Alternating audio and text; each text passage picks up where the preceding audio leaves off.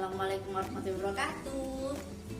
Saya akan membahas terkait permasalahan bansos yang ada di lapangan atau yang teman-teman alami. Nah, untuk mendukung channel saya mohon sekali bantuan untuk subscribe di channel ini supaya Anda bisa mengetahui update perkembangan bansos baik BPNT, PKH dan bansos yang lain setiap harinya. Karena insya Allah saya akan mengupload video terkait bansos di setiap hari. Doakan saya selalu sehat ya. Oke, kali ini saya akan membahas terkait KKS. KKS itu apa? Kartu Keluarga Sejahtera. Nah, di tahun 2021 ini ada pembagian KKS baru. Nah, jadi bisa itu dicek di beberapa daerah seluruh Indonesia. Bahkan di tempat dampingan saya sendiri ada banyak, alhamdulillah banyak yang menerima KKS baru. Jadi mereka mendapatkan undangan untuk mengambil KKS di lokasi yang sudah ditentukan. Tapi sebelum mendapatkan KKS itu ada sebuah kegiatan yang bernama validasi. Jadi memvalidkan apakah yang bersangkutan itu memang layak mendapatkan bantuan, apakah layak mendapatkan KKS baru, seperti itu. Untuk KKS sendiri, KKS atau biasanya ada yang menyebutnya itu sebagai ATM. Jadi ATM ini fungsinya itu untuk menerima bansos. Bansosnya berupa apa? Pertama, bansosnya itu adalah bansos PKH. Bansos PKH adalah bantuan yang diberikan dalam bentuk uang tunai yang disalurkan atau ditransferkan ke rekening sehingga masuk di ATM tadi untuk digunakan untuk memenuhi kebutuhan sesuai dengan komponennya. Jadi kalau di PKH itu bantuannya berdasarkan komponen anak sekolah, komponen balita, komponen ibu hamil, komponen lansia, seperti itu. Nominal bantuan PKH sendiri itu berbeda-beda. Mungkin teman-teman itu sering mendengar bantuan PKH itu cairnya kok beda-beda. Ya memang beda-beda karena komponen dalam satu keluarga itu kan berbeda. Nah, sendiri itu kalau sudah punya KKS harus bersyukur. Kenapa? Karena yang pertama bisa dapat bantuan PKH, yang kedua bisa dapat bantuan BPNT. Tapi kedua bantuan ini tadi itu ada syaratnya masing-masing. Kalau PKH berarti syaratnya kan harus punya komponen. Kedua, untuk BPNT sendiri itu datanya harus sudah masuk di DTKS, kemudian sudah masuk sebagai penerima BPNT. Jadi KKS sendiri ini benar-benar sangat berharga. Jangan sampai KKS-nya itu dipegang oleh orang lain. KKS harus benar-benar dipegang sendiri. Jadi banyak sekali teman-teman pendamping, teman-teman saya pendamping PKH itu selalu mengedukasi bahwa KKS itu harus benar-benar dipegang sendiri, seperti itu. Nah, KKS baru sendiri itu kan benar-benar baru. Itu ada dua. Pertama, KKS baru yang ada namanya, jadi menerima KKS yang ada namanya. ATM itu kan semuanya ada namanya, nama sesuai KTP. Itu berarti adalah penerima KKS baru di tahun 2021. Terus yang kedua ada KKS baru tapi KKS-nya itu tidak ada namanya. Biasanya untuk KKS baru yang tidak ada nama di KKS tersebut itu adalah orang-orang atau penerima bantuan yang mengalami kehilangan kartu sehingga kartunya itu mengurus ke bank dan dari bank mendapatkan kartu baru. Biasanya untuk kartu baru itu PKH-nya bisa cair, tapi BPNT-nya tidak bisa cair. Kenapa? Karena BPNT sudah pernah saya bahas di sebelumnya adalah bantuan berdasarkan nomor kartu identitasnya itu.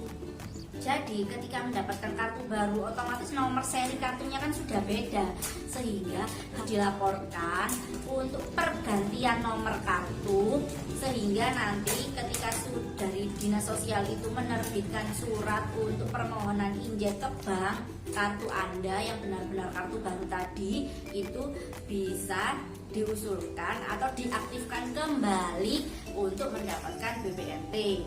Tapi hal ini itu biasanya itu butuh waktu ya teman-teman. Ada yang 1 bulan, 2 bulan, 3 bulan. Sampai kemarin itu beberapa KPM PKH saya yang kartunya pernah hilang itu 2 tahun baru bisa menerima BPNT kembali. Dan alhamdulillahnya BPNT-nya itu double 6. Tapi ya gitu, harus menunggu 2 tahun.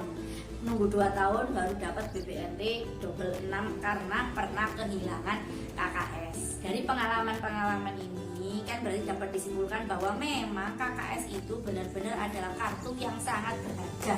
Jangan sampai hilang, jangan sampai rusak atau apapun, karena bisa mempengaruhi pencairan bantuan, baik bantuan PKH dan juga bantuan BPNT. Itu teman-teman yang memiliki KKS baru dan sudah menjadi anggota PKH atau menjadi peserta bantuan PKH terhitung sejak 2021. Di sini banyak sekali yang memang PKH-nya itu belum cair. Jadi walaupun sudah menerima KKS, tapi KKS-nya itu ketika dicek PKH, PKH-nya masih 0. Kemudian waktu dicek BPNT, BPNT-nya juga masih 0. Hal ini kenapa? Hal ini terjadi karena data Anda itu memang masih proses untuk aktivasi.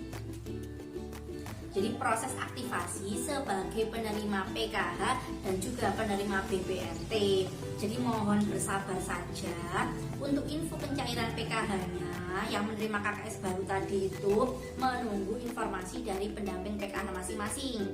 Sedangkan untuk proses pencairan BPNT-nya itu juga menunggu informasi dari pendamping BPNT. Walaupun sudah punya kartu kok bantuan saya belum cair. Nah, ini dikarenakan memang kartunya memang belum aktif sebagai penerima bansos. Seperti itu ya. Kemarin saya dengan beberapa dampingan saya untuk yang memiliki KKS baru, saya mencoba untuk mengecek status bansos mereka. Ketika mereka itu melakukan pengecekan status bansos, ternyata di web cek bansos Kemensos sendiri datanya itu masih kosong semua. Jadi dicek bansos Kemensos itu kan ada informasi status BPNT, ada informasi PKH, dan informasi BST. Nama peserta yang memiliki KKS baru itu ternyata dicek bansos Kemensos itu masih minus-minus, jadi masih memang belum aktif semua, artinya seperti itu. Nah, berarti KKS-nya itu memang belum aktif. Ditunggu saja sampai nama Anda itu mengalami perubahan status di cek bansos Kemensos. Nah, ketika cek bansos Kemensosnya statusnya sudah berubah, berarti ATM Anda atau KKS Anda itu sudah bisa aktif dan menerima bantuan sosial. Sekian dulu pembahasan saya terkait KKS atau Kartu Keluarga Sejahtera yang benar-benar harus dipegang sendiri, jangan sampai pegang orang lain.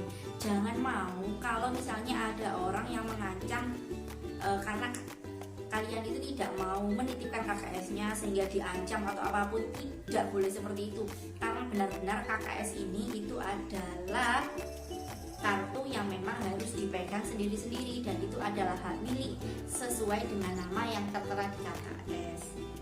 Oke, terakhir pembahasan tentang KKS itu ada juga di lapangan yang ditemukan sudah punya KKS, sudah pernah cair PKH-nya, sudah pernah cair BPNT-nya, tapi tahun ini tidak cair.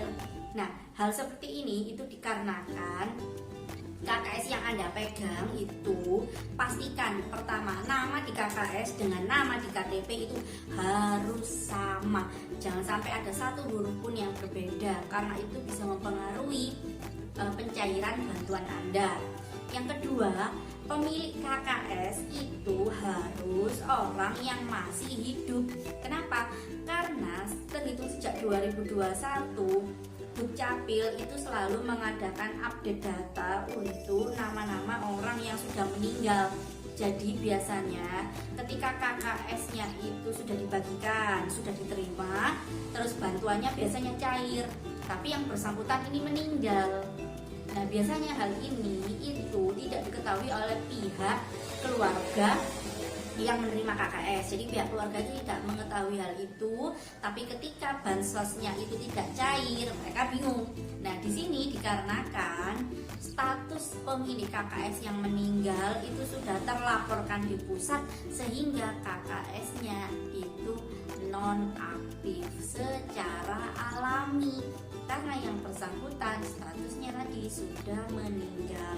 Jadi itu ya kemungkinan kenapa KKS-nya itu biasanya cair tetapi tidak cair. Pertama tadi karena nama di KKS dengan nama di KTP itu berbeda. Yang kedua, penerima KKS-nya itu sudah almarhum.